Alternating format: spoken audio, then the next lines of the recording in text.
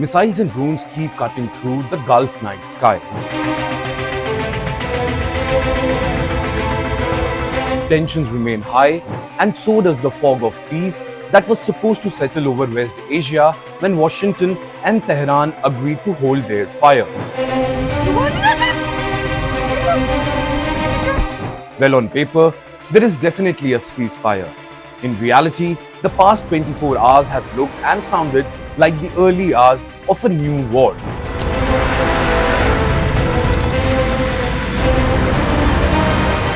Sirens in Bahrain and Kuwait, interception booms, and US fighter jets racing towards Iran's Qeshm Island have once again turned the Strait of Hormuz into the world's most dangerous bottleneck.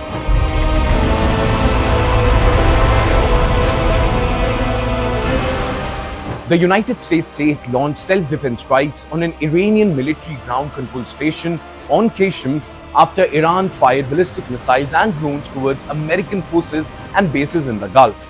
Tehran, in turn, claims it has answered by targeting US-linked sites in Kuwait and Bahrain and even the headquarters of the US Navy's powerful Fifth Fleet.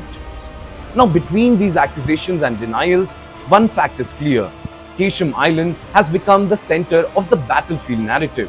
So that's why in today's edition of On the News Desk, we will tell you everything that transpired in the Gulf in last 24 hours and more importantly, why Iran's Qeshm Island has become US military's primary target.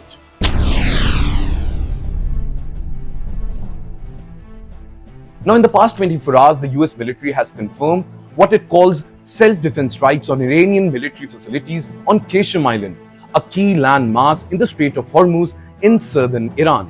In fact, US Central Command says the operation targeted an Iranian military ground control station linked to drones and radar sites and claims no American personnel were injured in these very strikes. Meanwhile, Iran's Islamic Revolutionary Guard Corps says the US action on Qeshm was a hostile attack and insists its own response was a wave of missile and drone launches against American-linked targets in Kuwait and Bahrain. Now, according to Iranian media, the operation was framed as retaliation for the Qeshm strike, part of what Tehran portrays as a broader defense of its sovereignty. On the flip side, CENTCOM presents a very different picture of how the night unfolded.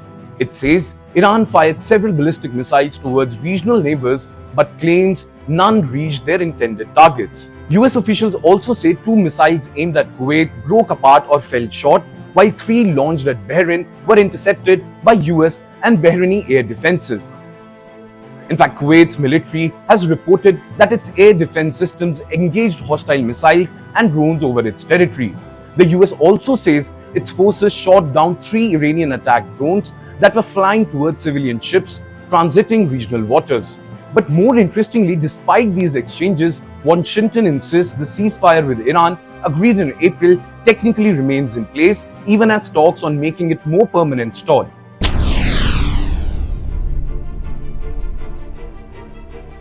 At the heart of the information battle is the US Navy's Fifth Fleet headquarters in Bahrain, one of the Washington's most important military hubs in the Gulf. The IRGC has publicly claimed that it struck this headquarters along with an air base and helicopters using missiles and drones.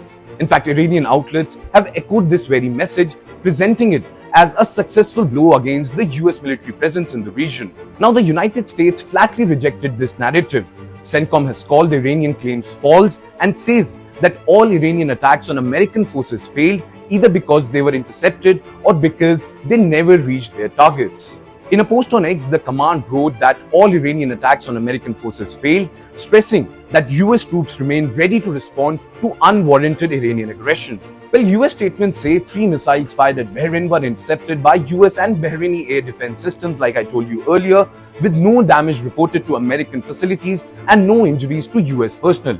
In fact, regional media and analysts note that Bahrain's air defenses were clearly active and residents reported interceptions in the sky, but there is still no independent confirmation that the Fifth Fleet headquarters itself was hit. Now, this clash of claims feeds the wider fog of peace in the Gulf. Well, Iran wants to show it can reach core American bases, and on the other hand, US wants to project that its layered defenses work and its footprint remains secure in the Gulf.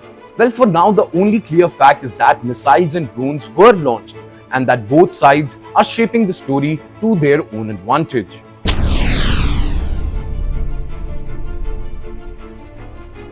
Now, Qeshm Island has emerged as prime US military target because of what sits on it and where it sits.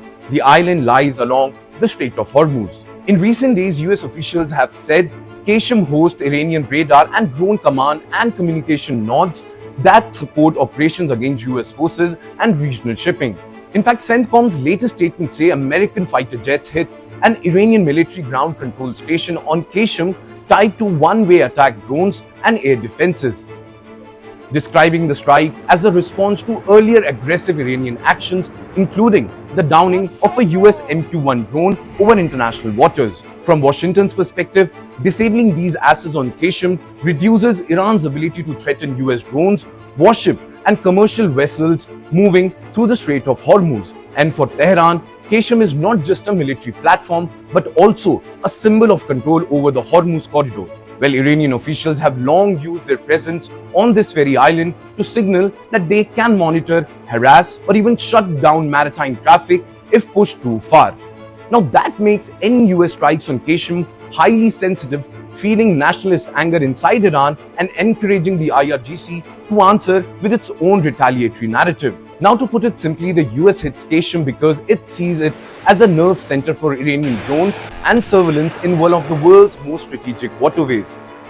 Well, Iran answered by firing missiles and pushing claims of strikes on America's flagship base in Bahrain. Now, taking all this together in the last 24 hours, that cycle of strikes and counterclaims has intensified, leaving the Gulf region once again watching the skies and wondering how long the fragile ceasefire can actually hold. Well, with that, it's a wrap on today's edition of From the News Desk. Thank you so much for watching, and I'm Yash Goyal signing off for Times Now Digital.